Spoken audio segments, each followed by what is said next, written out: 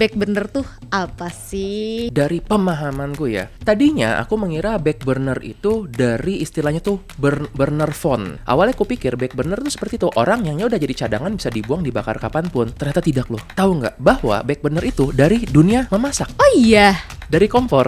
Apabila seseorang ini dari kecil misalnya dia mendapatkan cinta dari orang tuanya yang stabil, yang oke, dihargai oleh lingkungan, dia cukup percaya diri, maka ketika ada orang yang tanda kutip ini menggantung dia atau jadikan dia pilihan kedua, dia akan berpikir, ya udah kalau nggak ada sama dia, banyak kok yang mencintai aku. Kenapa sih candu banget gitu untuk menjadi seorang back burner itu kayak ketagihan banget gitu? Seseorang yang menjadi back burner itu intermittent reinforcement, tiap kali mendapatkan itu kayak menang judi gitu, kayak wah hari ini aku menang nih gitu, senang banget berbunga-bunga. Paling nggak buat di hari itu dia mendapatkan small wins itu, dan bagi dia itu wins yang mungkin nggak bisa dipahami oleh orang-orang lain. Ternyata kita sudah berhasil keluar dari back burner ini. Ada nggak potensi kita tuh beneran pulih? Oke semuanya, selamat datang kembali di podcast Ruang Tunggu. Kalian penasaran sama kesehatan mental? Yuk cari tahu bareng-bareng di podcast Ruang Tunggu. Karena di podcast Ruang Tunggu, kita tuh nggak cuma menunggu, tapi juga mencari tahu. Asik. Yuk mulai syuting dulu, udah siap semuanya? Siap. And action. Ini sebenarnya adalah part kedua. Di part pertama kemarin kita ngebahas tentang hopeless romantic. Di part yang ini sesuai janji ya, kita membahas tentang back burner. Sebenarnya ini kita pingin bedah lirik. Harusnya ada Mbak Niki Zevanya di sini. Kita doakan saja ya, semoga Kak Niki Zevanya mau diundang ke podcast UMKM ini. Oke, kita ngomongin dulu soal back burner. Ini balik lagi ya, kita di segmennya Durian, Dunia dalam Penderitaan. Nah, sebenarnya berat sih membahas tentang back burner karena ini adalah lagu favoritku, bukan berarti aku di unhealthy relationship. Cuman karena aku suka aja karena liriknya catchy. Terus kayak Niki menyanyikan itu dari hati. Aku merasakan emosi yang mengalir di lagu tersebut gitu. Jadi itu yang bikin aku suka sama lagu-lagunya Niki. Nah, pertama kita samakan suara dulu Dido. Kalau back burner tuh apa sih dan apa sih, kenapa sih back burner gitu. Aku pikir tuh dulu back burner tuh artinya beban. Ataupun kayak tanggungan gitu. Ternyata kan setelah aku cari tahu lagi di Urban Dictionary, back burner tuh ternyata artinya apa, coba jelaskan. Oke, nah ini dari pemahamanku ya, tadinya aku mengira back burner itu dari istilahnya tuh burner phone. Jadi kalau di dunia gangster gitu ya, tahun 90-an itu, mereka tuh kan nggak mau ke track. Jadi tuh mereka punya handphone utama sama punya burner phone. Iya, nah, handphonenya bakal dibuang gitu aja. Iya, jadi kalau udah ke track nih, dibuang, dibakar gitu. Nah, jadi seolah-olah itu kayak ini bisa dibuang kapanpun. Awalnya aku pikir back burner tuh seperti itu, orang yang udah jadi cadangan bisa dibuang, dibakar kapanpun. Ternyata tidak loh. Ternyata gimana? Tahu nggak bahwa back burner itu dari dunia memasak? Oh iya. Dari kompor. Jadi di dunia memasak itu kompor yang klasik kan dia ada 4 ya, kiri kanan, depan belakang. Iya. Nah, pernah kebayang nggak kompor yang belakang itu buat apa? Iya sih, jarang kepake ya. Yap, kita lebih banyak pakai yang di depan untuk memasak. Lalu ketika kita lagi butuh sesuatu yang lebih penting, maka yang kita masak ini bakal kita taruh di kompor belakang untuk dihangatkan. Setelah mendengarkan back burner 1 juta kali, aku baru tahu sebenarnya tahu dari ya? situ filosofinya. So, back burner ini adalah kompor cadangan yang masih digunakan, tetapi untuk yaudah lo untuk Sesekali ngangetin aja. Sesekali dan untuk tugasnya menghangatkan, bukan yang utama. Karena pada saat itu ada yang lain yang perlu dimasak pada saat itu. Jadi second chance ya. Betul. Dari situ istilahnya. Nah, aku pun kaget bahwa back burner ternyata istilah dari masak memasak. Nah, makanya kalau kita lihat dalam relationship, dia lagi memasak relationship ini. Lalu ketika udah nggak terlalu butuh, oke dia ditaruh di belakang, tetap dijaga hangat, tapi ya udah itu aja, dibiarin aja. Kapanpun dia mau, tinggal digeser lagi ke depan. Tapi sampai kapanpun ya, posisinya cuma di belakang, depan begitu. Ini aku sambil lihat liriknya Niki ya, soalnya takut salah mengucapkan. Walaupun aku sudah mendengarkan 1 juta kali. Di liriknya Niki itu tertulis seperti ini. And for once, I don't care about what you want, as long as we keep talking. Nah, kayak gitu. Jadi kayak sebenarnya tahu nih maksud tujuan si cowok ini balik lagi tuh kenapa, tapi ya nggak apa-apa. As long as we keep talking. Kenapa sih sering terjadi di para back burners ini kalau ya dia tahu gitu. Sebenarnya ini hubungan nggak akan kemana-mana. Sebenarnya ini cuman gue dimasak ulang aja lagi gitu. Kenapa gitu? Tapi kenapa? Gitu. Pasienku banyak juga kan yang datang dan dia sih nggak bilangnya bahwa dok aku menjadi back burner atau misalnya dok aku menyimpan back burner, nggak ada kayak gitu. Tapi mereka mengatakan tadi bahwa ada seseorang yang kayak mereka nih susah lepas dari situ dan dia tahu bahwa aku tahu sih aku cuma pilihan kedua, aku tahu aku cuma cadangan doang. Cuma tadi seperti yang Sora bilang, dia merasa ada manfaat dari situ.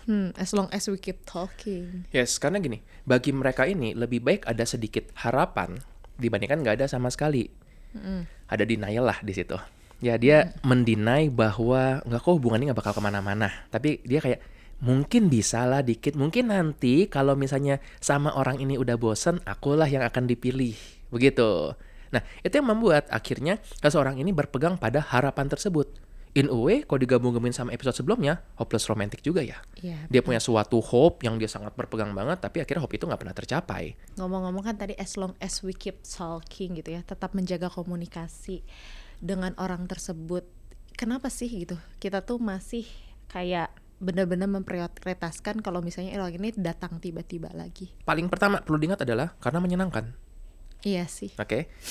Intermittent reinforcement itu konsep yang kita akan bahas. Jadi, dalam konsep intermittent reinforcement ini, ketika sesuatu itu diulang, maka dia akan menjadi merasa lebih senang. Nah, menariknya dalam intermittent reinforcement, semakin jarang itu terjadi, malah semakin kuat dibandingkan sesuatu yang terjadi secara rutin. Artinya, kalau dia setiap kali message, Kangennya itu ya, iya, kangennya itu ya. kalau Aduh. yang saya konsisten reinforcement ketika dia tiap kali message dibalas dengan hangat, itu memang senang, tapi lama-lama tuh bakal turun karena predictable. Nah, dengan intermittent reinforcement ini, kadang dia message, dibales. Kadang-kadang, wah nggak dibales. Nggak apa-apa deh, besok mungkin dibales. Nah, keinginannya untuk mengejar itu, mendapatkan perasaan sukses itu yang buat dia jadi berulang-ulang terus.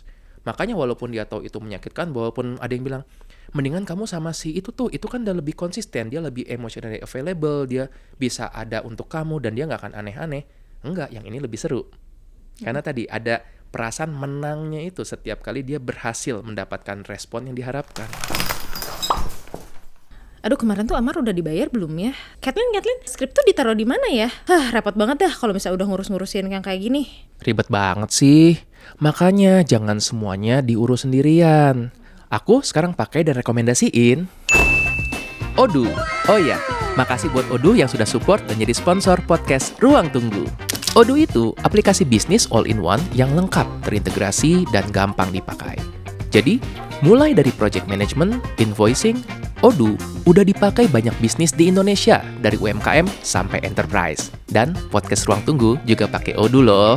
Nih, produksi podcast Ruang Tunggu sekarang bisa di-track semua di sini, dari nyusun episode, invite guest, sampai progress editing. Invoice dan pembayaran podcast juga bisa langsung dibuat cepat. Jadi, nggak perlu ribet pindah aplikasi. Laporan keuangan dan sales kita juga otomatis ke-track dengan gampang. Wah, kenapa nggak dari dulu sih? Ini sih bener-bener yang aku butuhin. Bener banget tuh. Kebetulan ada free trial selama 2 minggu. Buat kalian yang sering ngabisin waktu untuk urusan administratif bisnis, ini worth it banget buat dicoba. Klik link di deskripsi ya. Wah, ini sih bakal bener-bener ngebantu aku banget dan bakal ngehemat waktu aku banget. Jadi, kalau kalian mau manajemen yang lebih baik, Dan ngehemat banyak waktu, biarin Odoo yang handle. keep it simple. Oke, lanjut lagi ke liriknya Niki. Gue bakal banyak banget reference ke lirik Niki nih. Dia bilang, the Goo Goo Dolls are dead to me the way you should be too. Oke, Gitu kan. Sebenarnya dia sadar kalau misalnya elu tuh harusnya hilang aja Iya, gitu. Jadi, apakah seseorang back burner ini itu tuh menyadari pola relationship-nya dia, tapi kenapa cenderung mengulangi gitu kelakuannya dia. Oke, berarti kan kemungkinan orang-orang ini ya yang bertahan di relasi tersebut dari awal mungkin memang konsepnya tentang cinta itu juga tidak utuh juga. Apabila seseorang ini dari kecil misalnya dia mendapatkan cinta dari orang tuanya yang stabil, yang oke, dihargai oleh lingkungan, dia cukup percaya diri, maka ketika ada orang yang tanda kutip ini menggantung dia atau jadikan dia pilihan kedua, dia akan berpikir, ya udah kalau nggak ada sama dia banyak kok yang mencintai aku. Tapi itu kalau tadi utuh. Iya. Kalau dari kecil dia nggak mendapatkan itu, maka begitu dia mendapatkan sesuatu yang seperti berlian ini, akan langsung rasa, wah ini menyenangkan dan aku harus menjaga ini terus-terusan. Jadi kalaupun dia tahu bahwa ini menyakitkan loh, untuk mendapatkan ini kamu harus ya mohon-mohon, kamu harus mau untuk di nomor 2 kan, tetap aja bagi dia kayak ini sesuatu yang dia butuhkan. Sebenarnya konsepnya unmet needs lagi gitu. Dia akan berusaha memenuhi apa yang nggak didapatkan di relationship atau di dunia yang sebelumnya dia jalani. Oke. Berhubungan gak sih sama attachment style? Dan ada nggak sih attachment style yang bakal cenderung kayak ringkih untuk terkena back burner ini? Kemungkinan attachment style yang clingy ya, yang anxious, yang cemas. Jadi tadi ketika dia dapat seseorang, maka dia akan jadi sangat takut orang ini pergi meninggalkan dia. Dan harusnya kan kita mikir, loh berarti kalau kamu cemas, kamu mau clingy, ya harusnya kamu berjuang dong untuk jadi yang pertama. Cuma mungkin dia tahu situasinya bahwa enggak, aku tidak bisa jadi yang pertama. Jadi aku bakal berpegang saja dengan harapan yang setipis ini apapun itu. Dan kebanyakan akhirnya kan yang jadi back burner gini, dia tahu bahwa ya sudah dia tinggal mencari relationship lain. Tetapi dia begitu sudah mengulang suatu pola, dan kita suka familiarity. Kita suka familiar hell dibandingkan uncertain heaven. Oh iya sih. Ya. Kenapa dibilang suka? Karena itu sudah familiar. Kalaupun saya itu berat loh, iya tapi aku sudah melalui ini selama berhari-hari, berbulan-bulan, bertahun-tahun, dan hidup tuh. Kalau mencoba yang baru, gimana kalau nggak sebaik dia? Gimana kalau begitu aku pergi, dia ternyata putus dari pasangannya? Gimana kalau nanti dia malah available? Nah itu tuh yang membuatnya jadi mendingan berpegang pada si familiar hell ini. Dan kebanyakan orang juga setelah menjalani hubungannya stabil, ketika hubungan sebelumnya itu tidak stabil, malah jadi kayak ini ya, jadi kayak bingung. Karena yang tadi ya, orang-orang tuh lebih cenderung memilih certainty hell dibanding uncertainty heaven. Yap. Oh menarik juga ya, manusia itu tuh sebenarnya nggak simpel-simpel banget ya. Enggak, gitu. Kalau kita berharap kan enak, kayak kalau semua tuh kayak gini nih, keep it simple gitu, dibuat gampang aja gitu, dibuat simple. Kadang-kadang kita yang menyusahkan diri sendiri. Ada cara mudahnya untuk mempermudah hidup kita, tapi tadi kita mungkin belum siap buat berubah, kita belum siap untuk beradaptasi dengan hal itu. Jadi kita memilih jalan yang susah. Menurut kamu nih ya, dari dating culture sekarang gitu ya, potensi untuk menjadi back burner tuh jadi semakin tinggi atau enggak? Bukan cuma menjadi back burner, jadi pelaku juga tinggi. Oh iya? Ya, ada satu research, ini aku kemarin dapatkan di University of Indiana kalau nggak salah. Jadi ternyata sekitar 70% orang dalam relationship itu ternyata ada tanda kutip cadangan. Ingat, bukan selingkuh ya. Plan B. Bukan selingkuh ya, tapi ada cadangan. Ya tadi ibaratnya kalau dia masak nih ada kompor belakangnya tetap nyala, yang ya sudah dia tetap menjalin relasi dengan beberapa orang ini. Walaupun bervariasi ya, mungkin ada yang dengan romantic relationship, mungkin ada yang dia flirty-flirty, ada juga yang tetap menjaga supaya nanti, kalau aku gagal dengan yang ini, aku langsung akan mengakses yang itu. Ternyata cukup tinggi.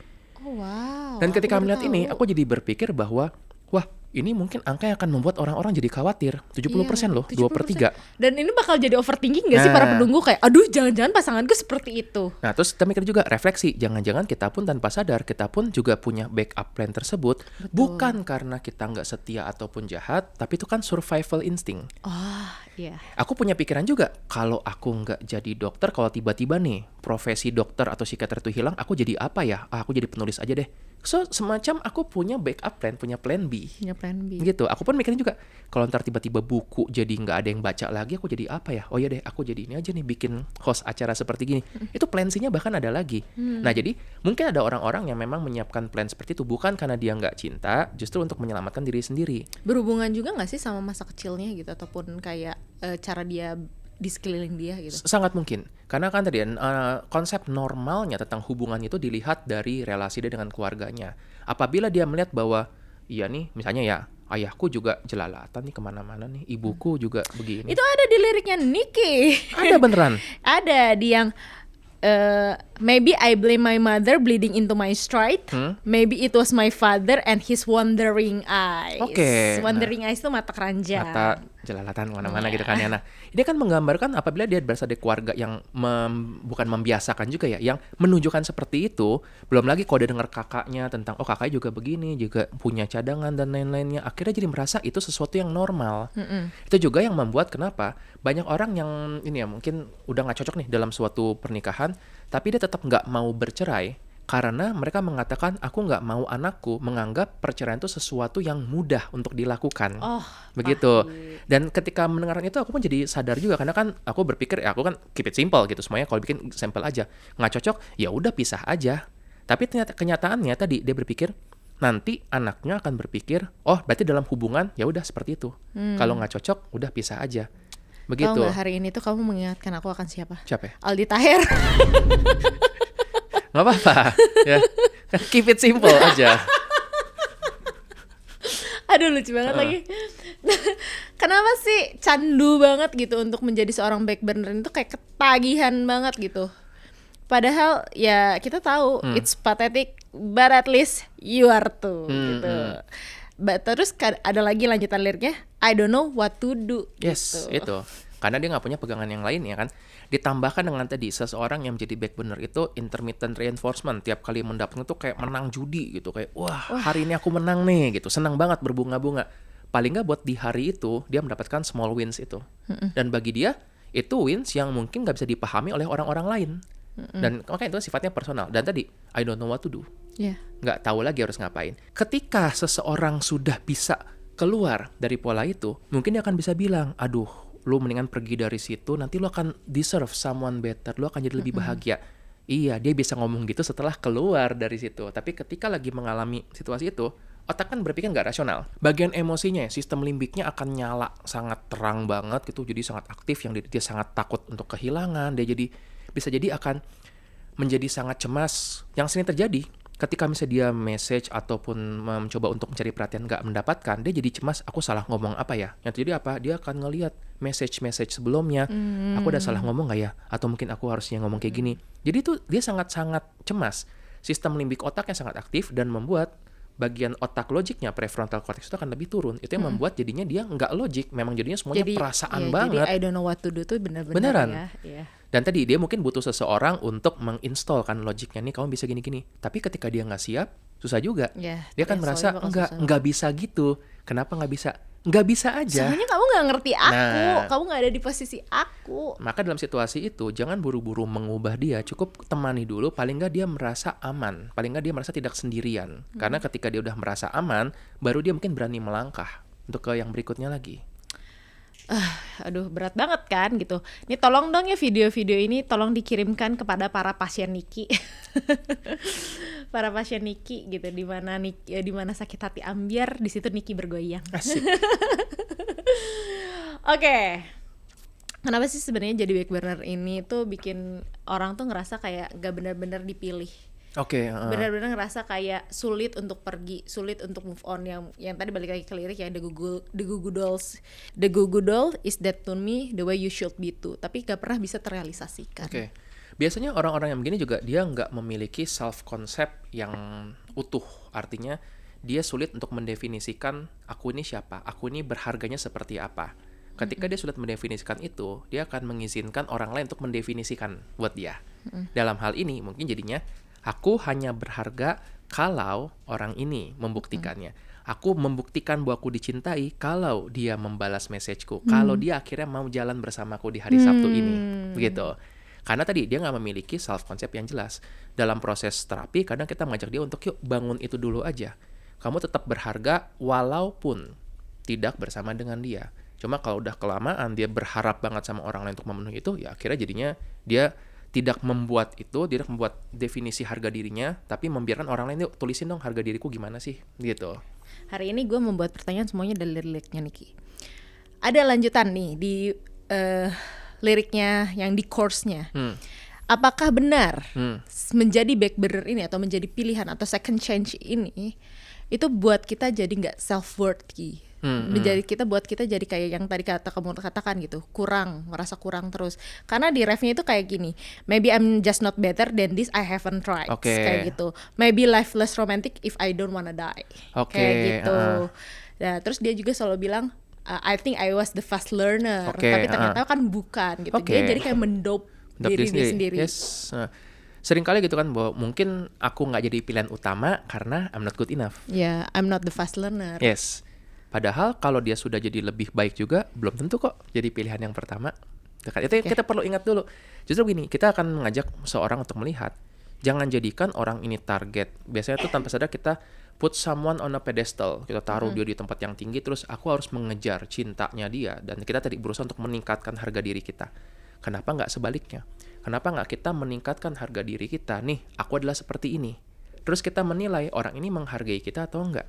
Jadi bukan orang lain yang jadi pusatnya, tapi adalah diri kita yang menjadi pusatnya, gitu. Dan bagi beberapa orang memang tadi akhirnya tentang romantik itu adalah pegangannya dia untuk membuat dia merasa berharga. Apalagi kan buat usia-usia yang masih muda ya karir, persahabatan, romantik itu kan memang yang terjadi. Bisa jadi dia di karir baik-baik aja, di teman baik-baik aja, tapi romantik ini nih yang agak sulit. Betul. Karena di antara ketiganya kayaknya romantik yang paling sulit untuk dikendalikan. Dia kerja bisa mengendalikan mau serajin apa. Di persahabatan dia bisa mengendalikan mau ngajak temannya nongkrong seperti apa. Tapi kalau cinta kan nggak bisa dikendalikan. Betul. Bisa jadi ini akhirnya dia berusaha kejar untuk membuat dirinya merasa bermakna itu. Validasi gitu ya. Dan itu tuh ngaruh nggak sih dari seberapa berpengaruhnya dari cara dia dibesarkan? Kemungkinan itu justru yang membuat gambaran tentang harga diri itu dibentuknya waktu dia dibesarkan. Oke. Dan tadi kan tentang orang tuanya bagaimana, tentang teman-teman gimana, bukan cuma keluarga ya, pengalaman masa lalu juga. Kalau misalnya nih seseorang yang dia waktu pacaran SMP atau SMA masih muda gitu, tapi dia ternyata diselingkuhi dan dia merasa, wah ini aku diselingkuhin karena aku kurang baik, not good enough. Bisa jadi tadi Kurang dia akan merasa maybe aku kurang baik mungkin. Dan akhirnya tadi kalau dia merasa bahwa dirinya kurang baik, bisa jadi dia akan menganggap ya sudahlah, emang aku posisinya cuma di sini aja pantasnya. Dia jadi nggak berani untuk menuntut, nggak berani untuk kamu pilih aku atau dia, begitu. Oke, dan ya itu juga menempatkan di lirik selanjutnya, I always be in your corner, cause I don't feel alive till I burning on your back burner. Itu juga yang menjadi pilihan kenapa orang tuh selalu kayak nggak berani requesting ya. Yes, sebenarnya kita dulu pernah bahas tentang salah satu teknik manipulasi, hovering. Oh iya. Nah, hovering ini sering dilakukan oleh orang-orang yang NPD, terutama yang narsisistik itu, yaitu dia setelah putus atau setelah dia terpisah dari seseorang, dia akan tetap ngider-ngider di sekelilingnya. Sesekali nanya, mama sehat gitu. Kemarin katanya banjir ya, kamu kena nggak? Itu tuh hovering tuh tekniknya tuh. Iya, di sini juga ada nih hovering. Hey, are you still there? Nah, good. Kan? Jadi jangan-jangan ya tadi seseorang yang menjadi back burner ini pun in a way dia tetap tanda kutip mencoba memanipulasi dengan terus ngider-ngider ya. Gue ada di pojok nih gitu. Jadi dia nggak cukup berani untuk halo ini aku gitu, tapi kayak nyenggol gimana kabar lo gitu aja. Dan lagi-lagi itu nggak selalu salah juga, karena kan kita makhluk sosial, kita pengen untuk diingat. Oke? Mungkin itu cara dia untuk memastikan aku ingin untuk terus-terusan diingat begitu. Dan boleh melakukan itu. Yang nggak boleh adalah melakukan itu dan berharap dia harus membalas dengan cara tertentu. Benar lagi. Gitu. Iya. Habis denger podcast kita ini para penunggu pada dengan back burner nih. Atau aku ke back burner gara-gara podcast ini. Bisa jadi. Lucu banget lagi. Nah, ada lagi nih di liriknya Niki. And I know it's sad that I settle for the back burner. Dia tahu itu tuh perasaan yang menyakitkan, perasaan yang kayak tidak menyenangkan. Tapi dia tuh terus-terusan di situ yang kayak tadi kamu bilang kita bahas sebelumnya. Bagian otak mana yang kayak ini nih udah nih, ayo tetap aja di sini karena untuk kayak mempertahankan certainty hell ini gitu. Daripada bagian otak, aku anggapnya fenomena. Mungkin ini ya, sunk cost fallacy. Iya, tahu lagi. Itu bisa kita bahas satu episode sendiri. Secara ringkas ya, sunk cost fallacy itu adalah ketika seseorang sudah mengeluarkan tanda kutip uang untuk sesuatu, dia jadi akan berinvestasi itu banyak sampai dia nggak bisa meninggalkan itu. Kenapa? Karena udah kebanyakan yang kukeluarkan. Orang yang main game misalnya, yang beli item dalam game gitu, udah habis waktu lama. Akhirnya suatu saat dia mungkin ngerasa, duh, aku udah gak pengen main ini lagi, tapi aku udah habis berjuta-juta buat ini.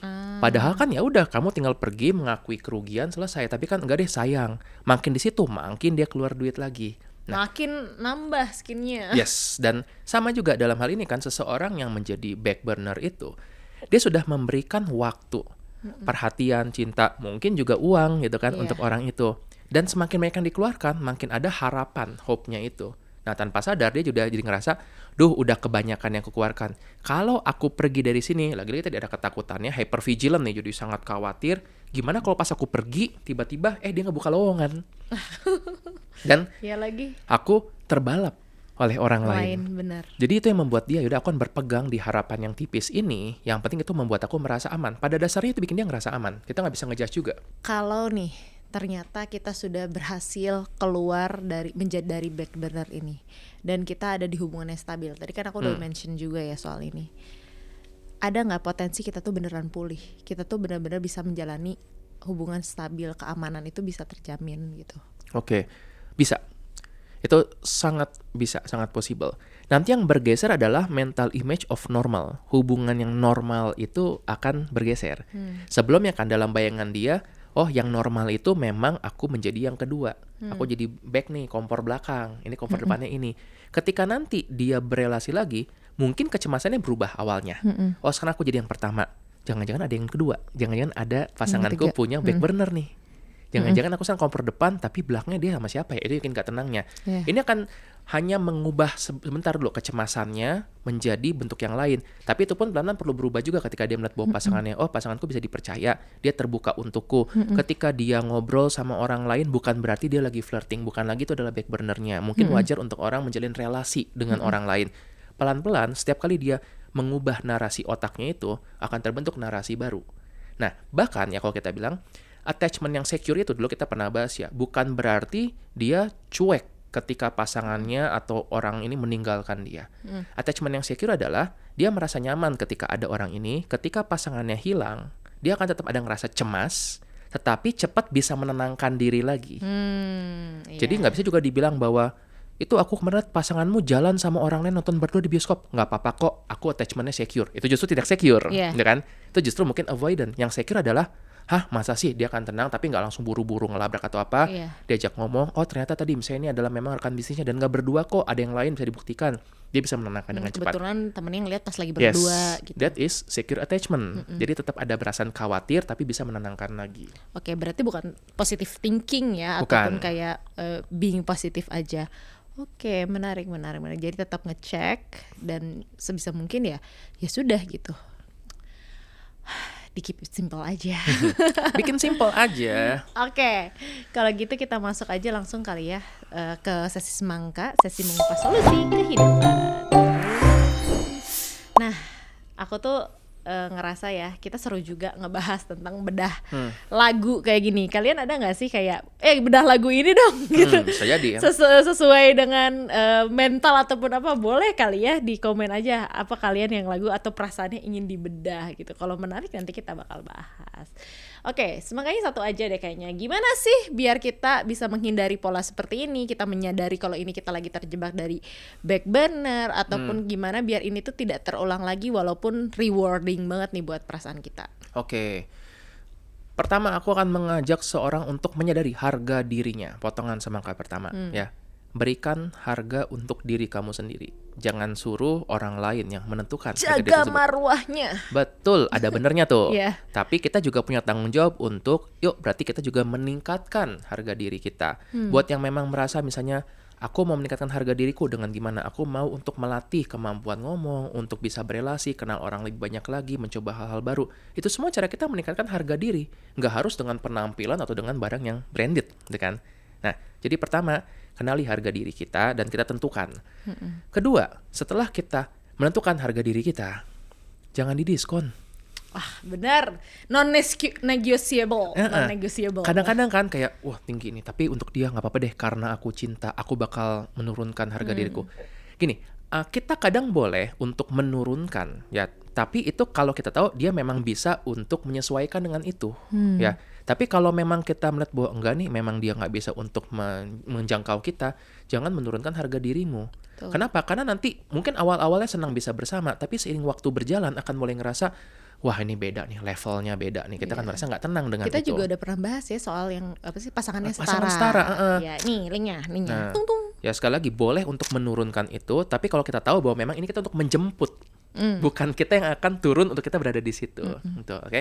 Nah, lalu untuk yang potongan semangka ketiga adalah ini adalah yang paling berat buat dilakukan. Hanya lakukan kalau siap. Yaitu konfrontasi. Declare. Kita Oke. nih sebenarnya apa? Yes. Kamu tuh Oke. mau nggak sih sebenarnya sama aku? Gitu. Jadi termasuk misalnya ya, ini memang makanya berat. Kita perlu untuk datang mengatakan, aku tidak mau untuk menjadi gini terus-menerus gitu. So gimana gitu antara aku atau kalau nggak aku bakal pergi mundur. Tapi ketika ngomong ini pun bukan mengancam, tapi karena kita tahu harga diri kita. Kita tahu bahwa worthku Kita segini. worth, ya. Jadi kita datang juga bukan yang lu nggak tahu harga gue berapa, enggak, tapi kayak oke, aku merasa ini harga diriku gini, I don't deserve to be treated this way. Jadi gimana? Apa kamu mau lanjut atau enggak? Kalau enggak apa-apa, aku bakal mundur karena aku tahu hargaku.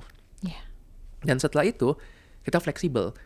Mungkin setelah berlanjut, oke, berarti menjaga itu adaptasi dengan yang baru gitu. Atau mungkin kalaupun enggak ya kembali merangkai hidup lagi, balikan dengan diri sendiri. Tapi suatu saat mungkin yang butuh untuk mengkonfrontasi itu menyakitkan nggak? Sangat menyakitkan. Gitu. Tapi kalau tidak dilakukan juga menyakitkan juga. Tinggal pilih kita lebih bisa toleransi yang mana. Dan kalaupun teman-teman merasa bahwa enggak, aku nggak berani kayak gitu, biarkan aja aku menjadi back burner, tidak apa-apa. Oke. Ya, tapi nanti ketika waktunya tiba untuk kamu siap mencoba ngomongin itu, boleh kok dikomunikasikan. Oke. Because you deserve to be happy. Jangan merasa alive kalau misalnya kalian till burning in his atau her back burner ya. Kan kadang-kadang tuh cuman kerasa hidup kalau misalnya menjadi pilihannya dia aja. Iya, Kalian kan tuh emang- masih punya pilihan yang lain kok. Kalian pun bisa memilih. Emang back burner kan untuk menjaga anget, udah gitu aja. Udah gitu aja, bener. Dan buat para penunggu yang sedang menjadi back burner, semoga kalian, semoga ada yang take a change with you. Coba lagi ya. Iya kan, take a change with me kan kalau lagunya. Semoga ya ada yang take a change with you dan melihat potensi kalian seutuhnya. Yes. Kayak gitu. Kalau sudah ada nanti yang seperti gitu, kalian merasa oke, cocok nih sama aku, keep it simple, go. Yes. Aldi Taher. Oke deh, kalau kayak gitu, kalau kalian suka sama video yang kayak gini, jangan lupa diklik tombol subscribe-nya dan nyalain juga notification button-nya, karena kita bakal terus-terusan membahas psikologi populer tentang kayak relationship, pengembangan diri di channel ini aja nih, yang dibahasnya keep it simple. Asik kan ya? Masuk ya, masuk. Asik. Oke, kalau kayak gitu kalian juga jangan lupa dengerin kita di Spotify karena kita juga ada di Spotify. Dan kalian juga jangan lupa kalau misalnya ada pertanyaan atau masukan atau misalnya Kak tolong undang si ini dong gitu, Kak bahas ini dong bareng sama si ini, ditulis aja di kolom komentar ataupun di link yang ada di bawah, di link di description box di bawah. Di link yang ada di description box di bawah juga ada link di mana kalian bisa ngisi di data diri kalian. Untuk apa? Untuk memesan PO merch Ruang Tunggu. Gitu, ada pouch, ada annotation quote dan lain-lain. Banyak deh. Ada stiker muka aku juga. Ada stiker mukanya Andres juga gitu. Oke, kalian juga bisa follow kita di Instagram di @pod.ruangtunggu dan Instagram Dr. Andres di @dar.driamon. dan Instagram aku di @littlesorat. Terima kasih ya sudah menunggu podcast Ruang Tunggu hari ini. Selamat menunggu podcast Ruang Tunggu berikutnya. Ingat, di setiap perhentian pasti ada Ceritanya. bye-bye. Keep it simple guys.